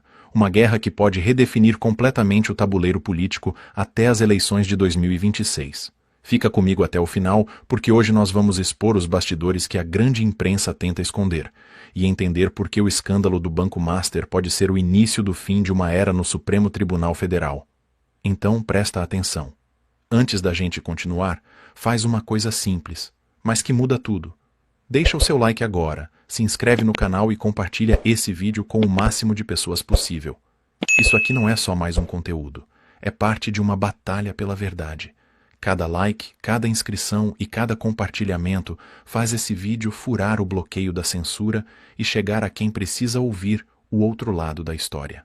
Vamos voltar alguns meses no tempo, porque nada, absolutamente nada do que está acontecendo agora é por acaso. Tudo começou de forma silenciosa, com uma sequência de decisões e movimentações que, vistas isoladamente, pareciam detalhes burocráticos. Mas quando se coloca tudo lado a lado, o desenho fica nítido. Havia uma rede de interesses cruzados entre o Supremo, o Banco Central, o sistema financeiro e o governo. E é dentro dessa rede que o nome Alexandre de Moraes surge, não mais como juiz, mas como personagem central de uma trama que mistura poder, dinheiro e sobrevivência política. No meio de 2025, quando ninguém esperava, estourou nos bastidores de Brasília o caso Banco Master. Um banco médio, com sede em São Paulo, mas com conexões poderosas na política, nas campanhas eleitorais e dentro do sistema bancário. O nome do Banco Master começou a aparecer em relatórios internacionais ligados à Seção 301, uma sanção dos Estados Unidos voltada a combater operações financeiras suspeitas, especialmente aquelas com vínculos com lavagem de dinheiro e regimes autoritários. Essa pressão internacional acendeu o alerta dentro do governo brasileiro. E quem apareceu tentando apagar o incêndio? Alexandre de Moraes. Pouco tempo depois, surgem as primeiras suspeitas de que Moraes teria se reunido pessoalmente com Gabriel Galípolo, presidente do Banco Central, para tratar justamente dos impactos dessas sanções e da situação do Banco Master. O problema é que as datas não batiam. Segundo as notas oficiais, essas reuniões teriam acontecido em julho de 2025, mas a Lei Magnitsky, usada como justificativa por Moraes, só foi aplicada em setembro. Ou seja, Moraes dizia estar debatendo os efeitos de uma lei que ainda nem existia. A imprensa percebeu a incongruência e começou a farejar que havia algo errado, mas isso era só a ponta do iceberg, porque na sequência foi revelado que o escritório de advocacia da esposa de Alexandre de Moraes, Viviane Barcy de Moraes, tinha um contrato de 129 milhões de dólares com o Banco Master. Um contrato que previa pagamentos mensais de 3,6 milhões de dólares por 3 anos, sem escopo técnico claro, sem explicação pública, e com um detalhe. O contrato começou justamente quando o banco entrou em colapso. O mesmo Banco Master que buscava desesperadamente ser salvo por uma operação com o Banco de Brasília, BRB, controlado pelo governo do Distrito Federal. E quem teria intermediado essa tentativa de resgate? De acordo com reportagens da Malu Gaspar, do jornal O Globo, Alexandre de Moraes. As matérias mostravam que Moraes ligou várias vezes para Galípolo, pelo menos 5 vezes em um único dia, pressionando o Banco Central a autorizar a compra do Master pelo BRB. Uma operação que, segundo a Polícia Federal, envolvia fraudes bilionárias. A PF estimou 12 bilhões de reais em operações fraudulentas, papéis falsificados, movimentações irregulares e tentativas de esconder prejuízos que poderiam levar à falência total do banco. E tudo isso enquanto o escritório da esposa do ministro recebia milhões. Quando isso veio à tona, a situação explodiu, porque pela primeira vez em 6 anos, a imprensa progressista, que sempre tratou Moraes como herói, passou a questionar suas ações. Primeiro foi a Malu Gaspar, depois o Estadão e logo o Jornal Nacional. E não foi apenas uma reportagem. O Jornal Nacional dedicou longos minutos ao caso, exibindo as notas contraditórias de Moraes e do Banco Central, mostrando as inconsistências e cobrando explicações. Foi um terremoto. O mesmo noticiário que o tratava como símbolo da democracia agora insinuava tráfico de influência. Depois veio a Band com perguntas diretas. E se fosse o presidente da República ou o presidente do Senado cujo cônjuge tivesse um contrato milionário com um banco sob suspeita? O que o ministro Moraes faria? A resposta estava nas entrelinhas. Moraes teria mandado prender. Mas no caso dele, o silêncio reinava. A reação dentro do Supremo foi imediata. Nos bastidores, ministros como Dias Toffoli e Gilmar Mendes tentaram conter o dano. Mas o estrago já estava feito. O caso já tinha deixado de ser uma suspeita e se tornado uma crise institucional. E aí veio a nota oficial. Moraes divulgou um texto curto, tentando encerrar o assunto, dizendo que as reuniões com Galípolo se referiam apenas à Lei Magnitsky. Mas a própria jornalista Malu Gaspar foi à TV, ao vivo, e desmentiu. Ela explicou que a reunião citada por Moraes era outra, em data diferente, e que o ministro estava tentando confundir o público. O episódio foi um divisor de águas. A credibilidade de Moraes, até então inabalável dentro do sistema, começou a derreter. E quando a Daniela Lima, comentarista da Globo News, admitiu publicamente que o ministro errou ao interceder junto ao Banco Central, ficou claro, o muro de proteção havia caído. De repente, o homem mais poderoso do Brasil estava sendo abandonado por todos. Por jornalistas que o defenderam, por aliados políticos e até por setores da esquerda que passaram a vê-lo como ameaça. E é aqui que entra a parte mais sensível. Nos bastidores do Planalto, já se comentava que Lula não apenas sabia de tudo, como estava usando o escândalo para preparar o terreno. Segundo relatos apurados por veículos independentes, Lula teria dito a aliados que, se o caso continuar crescendo, ele apoiaria a ideia de renovação no Supremo. Em outras palavras, impeachment. A jogada é simples. Com Moraes fragilizado, Lula abre espaço para nomear novos ministros leais, controla a corte, neutraliza possíveis resistências e entra em 2026 com o Supremo alinhado ao seu projeto de poder. Por isso, o silêncio de Lula não é desatenção, é estratégia. Ele observa o desgaste de Moraes, deixa a imprensa fazer o serviço sujo e se prepara para colher o resultado político no momento certo. E no meio disso tudo, o Banco Master se torna o pivô de um escândalo que vai muito além das cifras. É o símbolo de uma engrenagem que misturou interesse financeiro, proteção institucional e jogo de poder. Uma engrenagem que agora se voltou contra quem ajudou a construir. O mais impressionante é a mudança de narrativa. A mesma imprensa que chamava qualquer crítica a Moraes de ataque à democracia, agora fala em crise ética, tráfico de influência e até razão para impeachment. O tabuleiro virou, e virou rápido demais. Hoje, o que se vê é um ministro isolado, tentando apagar incêndios com notas oficiais e silêncio estratégico, enquanto os jornais que o idolatravam agora o tratam como escândalo da semana. E por trás disso, o eco de um nome: Lula. Porque é impossível ignorar que o enfraquecimento de Moraes fortalece apenas um homem: o presidente que sempre quis o controle absoluto sobre o Supremo Tribunal Federal. E é exatamente aqui que a história muda de tom. Porque o escândalo do Banco Master não é apenas o fim da blindagem de Moraes, é o início de um novo ciclo político no Brasil. Um ciclo em que o próprio sistema começa a devorar seus criadores. Agora tudo se encaixa. A cada nova informação revelada, a sensação é a mesma. Nada disso foi um erro. Foi uma estratégia. Porque o que parecia um simples escândalo bancário, na verdade, foi o gatilho de uma operação política cuidadosamente montada para redesenhar o tabuleiro do poder.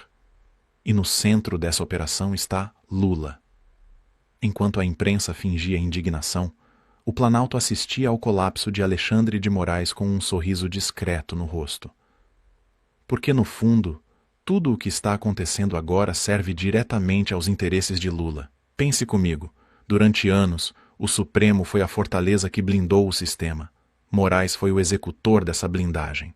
Ele fez o serviço pesado, garantiu o silêncio de opositores, perseguiu vozes conservadoras e sustentou o discurso de que tudo era em nome da democracia. Mas Lula nunca confiou totalmente em Moraes.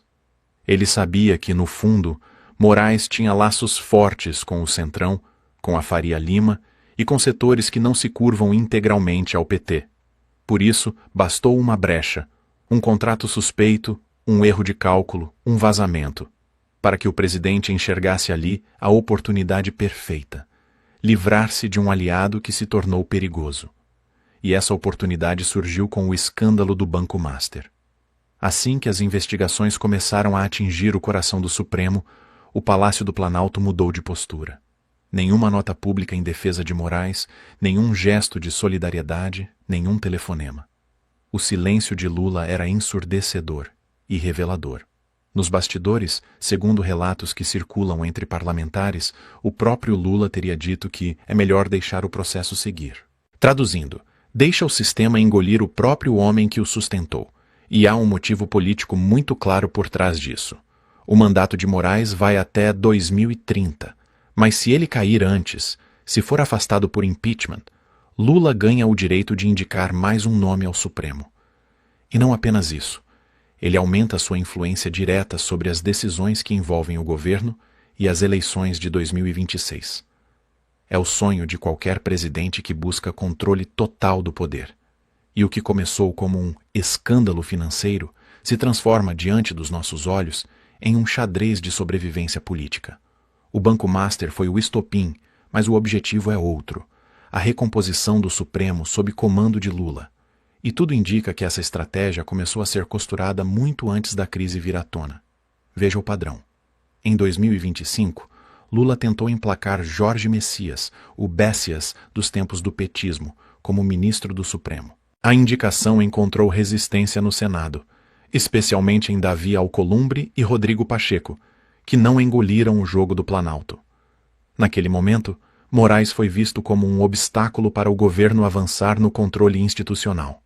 E agora, ironicamente, o mesmo Lula que foi blindado por Moraes vê nesse escândalo a chance de empurrar o ministro para fora. Uma jogada política de precisão, limpa o caminho, cria uma vaga, nomeia alguém de confiança e fortalece sua base jurídica até o próximo ciclo eleitoral. Mas o que mais chama a atenção é a sincronia dos ataques. De repente, toda a grande imprensa decide descobrir irregularidades em um ministro que foi idolatrado durante anos. Globo, Folha, Estadão, CNN, Band. Todos publicando matérias simultaneamente, repetindo as mesmas frases, as mesmas suspeitas, as mesmas fontes. Nada disso é espontâneo. Isso é coordenação.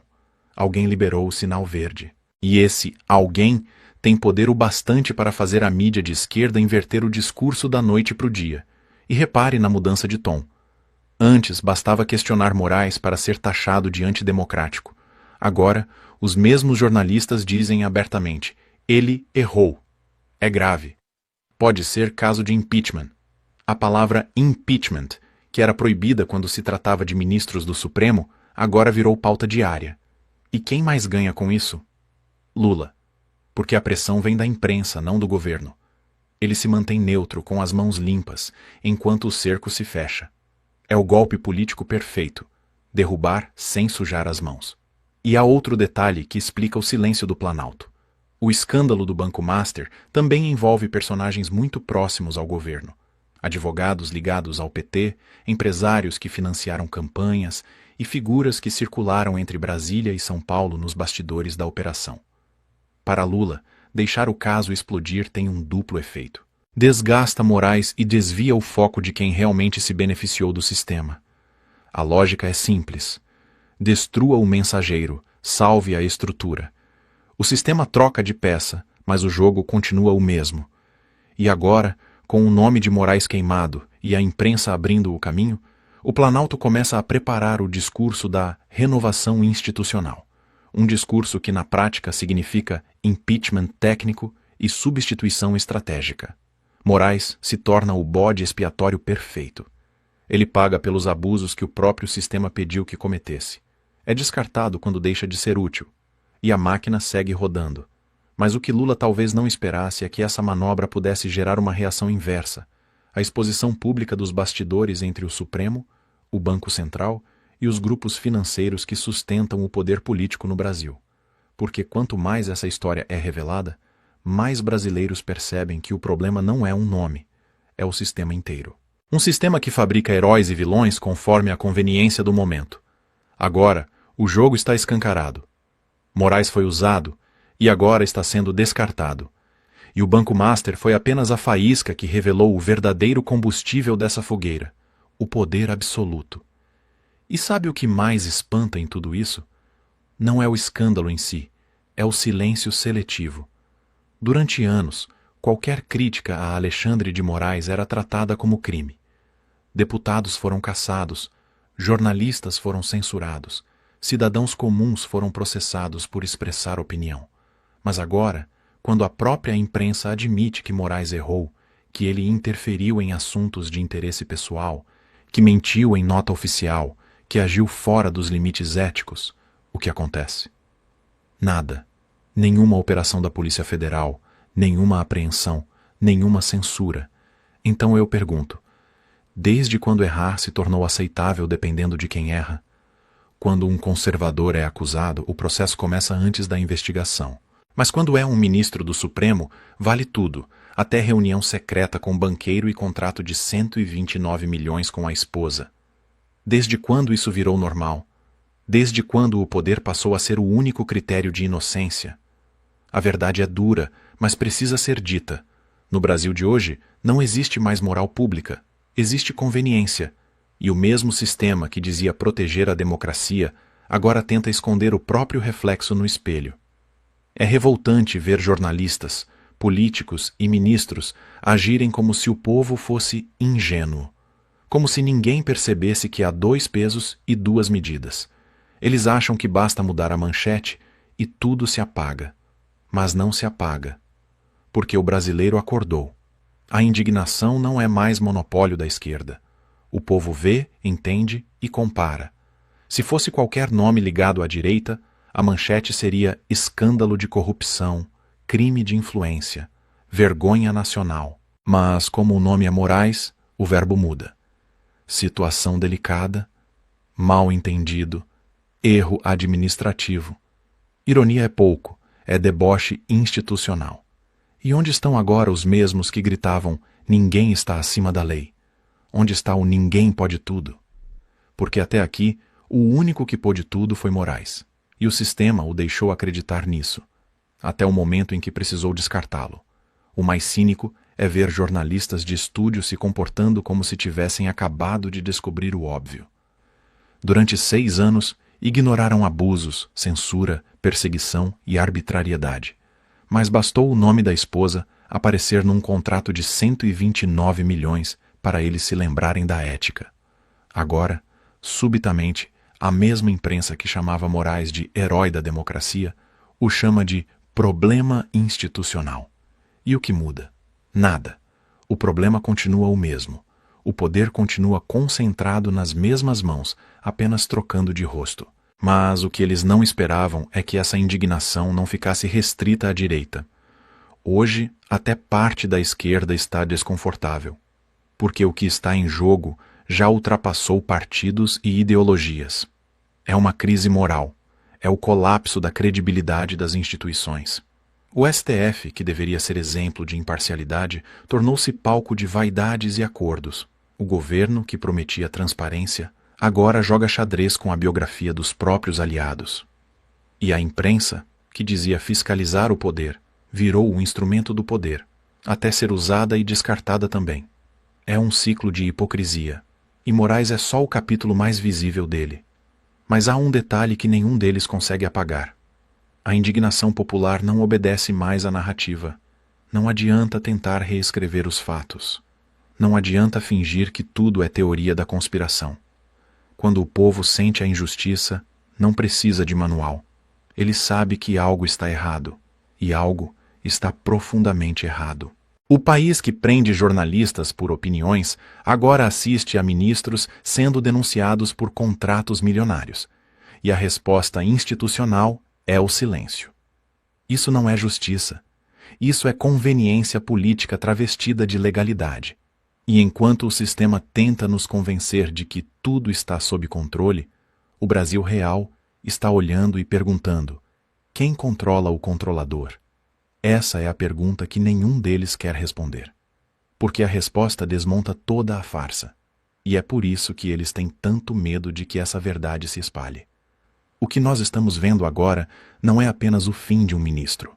É o colapso de um modelo inteiro de poder. Um modelo que acreditava ser eterno, mas que começou a ruir quando o próprio sistema se voltou contra si mesmo. O caso do Banco Master foi só a faísca. A explosão real está acontecendo agora, nos bastidores, nas redações, nos tribunais e principalmente na consciência do povo brasileiro. Porque quando o sistema começa a atacar um dos seus, é sinal de que algo grande está em jogo.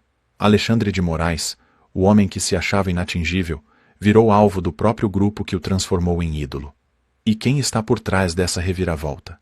O mesmo homem que sempre operou no silêncio, com a frieza de quem entende o poder como um tabuleiro.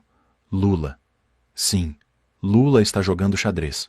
E cada movimento dele tem um propósito muito claro: controlar o Supremo Tribunal Federal até 2026. Porque sem o Supremo nas mãos, o projeto de poder petista não sobrevive.